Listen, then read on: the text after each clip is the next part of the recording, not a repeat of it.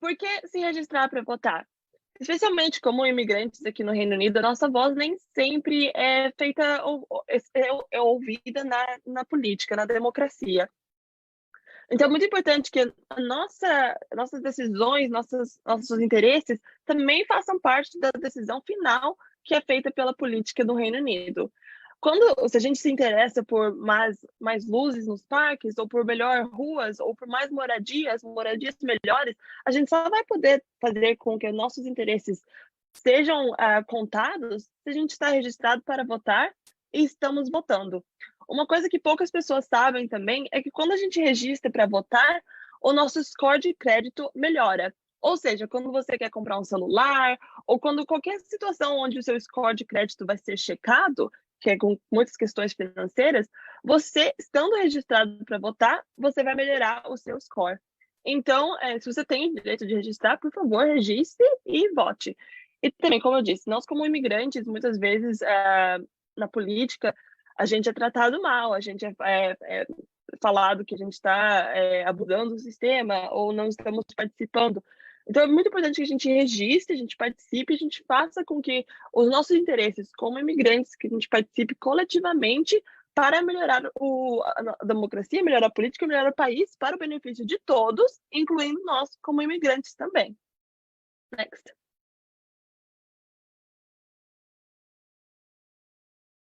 Então, eu vou falar agora um pouco sobre quem pode votar, porque, né, nem sempre todos... Eu, por exemplo, sou brasileira, mas eu também tenho a cidadania italiana. Então, é a cidadania italiana que me dá o direito de votar no Reino Unido. O direito de votar no Reino Unido é um pouco complexo, ou bem complexo, e o teu voto depende da sua nacionalidade e do país que você mora dentro do Reino Unido. E, além disso, o Elections Act, que é uma nova lei que entrou em poder o ano passado, vai mudar o teu direito de votar. Algumas dessas mudanças vão entrar em lei a partir de 2023. Então, é bom que a gente comece a entender como que isso vai afetar a gente agora, para que depois a gente tenha certeza de como que a gente vai poder votar. Eu vou explicar essas mudanças agora um pouco mais em detalhe. Next. Então, aqui nós temos essa tabela que realmente, né, por começo é um pouco confusa. Então, vamos por partes para entender quem que tem o direito de votar em quais eleições e onde. Então, vamos começar com as eleições maiores. São as eleições para membros do parlamento.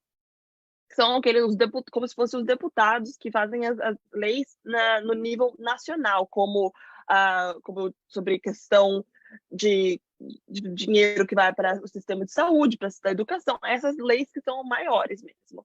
Então, nessas eleições para membros do parlamento, só os cidadãos britânicos da Irlanda, de alguns países da Commonwealth, o Commonwealth é feito de países como Índia, como Canadá, como Paquistão. Então, esses países que estão dentro da Commonwealth têm o direito de votar em eleições gerais também. Então, essa questão sobre a eleição geral... Okay. E depois nós temos as eleições locais, que são aquelas eleições como, por exemplo, quem vai ser o seu counselor nas eleições para as autoridades locais.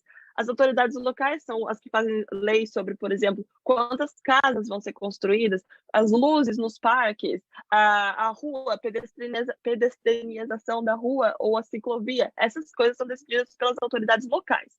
No momento, antes da Elections Act, se você entrou no Reino Unido como um cidadão da União Europeia antes do dia 31 de dezembro de 2020, você continua tendo o direito de votar nas eleições locais. Se você entrou no Reino Unido como um cidadão da União Europeia a partir do dia 1 de janeiro de 2021, você perde o direito de automaticamente votar nas eleições locais e só pode votar se você tem o seu país de nacionalidade tem um acordo bilateral com o Reino Unido. Eu vou explicar melhor depois.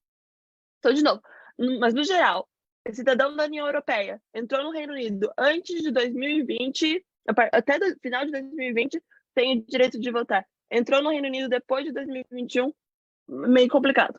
Mas se você mora na Escócia e no país de Gales, isso não muda. Você continua tendo o direito de votar nas eleições locais, para as eleições locais nesses países e também para as eleições das autoridades locais que manejam o país inteiro, como o parlamento escocês e o parlamento do país de Gales. Então, vai além também. Por exemplo, se você é um brasileiro sem cidadania europeia e você mora na Escócia, no país de Gales, você pode votar, como também qualquer outra nacionalidade, porque eles têm um sistema chamado residence-based voting rights. Next, please. E é o que mostra essa foto. Então, se você, como eu disse, você mora na Escócia, no país de Gales, eles têm um sistema chamado residence-based, ou seja, o seu direito de votar é baseado na sua residência e não na sua nacionalidade. Então, você não perde, a Elections Act não vai tirar o direito de cidadãos europeus votarem nesses dois países. E também, se você é de outras nacionalidades, você também pode votar. Mas, de novo, como eu disse, se você mora na Inglaterra ou no país, na Irlanda do Norte, e você é cidadão da União Europeia, você tem que decidir se você entrou antes ou depois para ter o direito de votar. Next.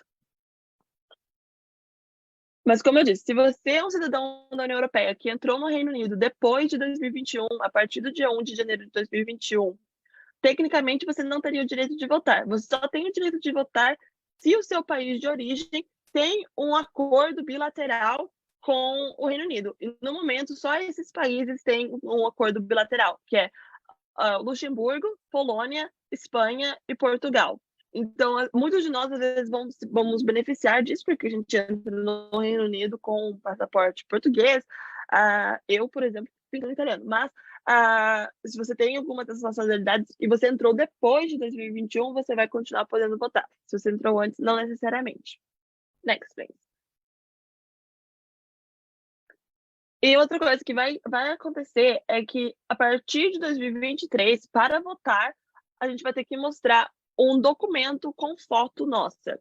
Até hoje, quando você vai votar no Reino Unido, você só chega lá e fala, meu nome é tal e eu moro na rua tal. E isso te dá o direito de votar. A partir de agora, só com um documento que mostra a sua foto, você vai poder votar.